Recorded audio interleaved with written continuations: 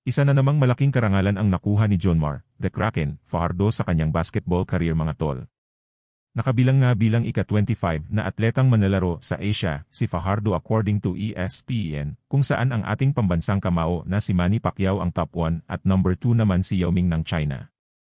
Ang kanyang record sa liga na 7 MVP ay kabilang sa mga pangunahing tagumpay ng 34 taong gulang na Cebuano na binanggit ng ESPN. Bukod pa dito ang kanyang 10 beses na kampyonato kasama ang Beermen, 4 na beses na Finals MVP, 10 beses na Best Player of the Conference, 9 na beses na All-Star, 8 beses na miyembro ng Mythical 5, Defensive Player of the Year, at nagkamit ng gintong medalya sa 2023 Asian Games.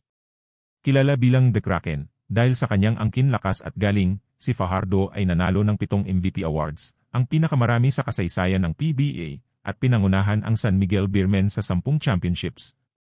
Kabilang din si Jonmar sa Gilas Pilipinas mula pa noong 2013 FIBA Asia Championships, at patuloy na siya ang pinakamahusay na bigman para sa Gilas Pilipinas, kabilang ang pinakabagong Olympic qualifying tournament.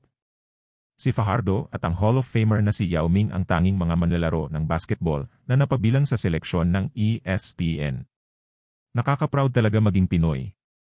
Kung proud Pinoy din kayo sa achievement ni Fajardo, mag-comment ng The Kraken. Thank you for watching this video.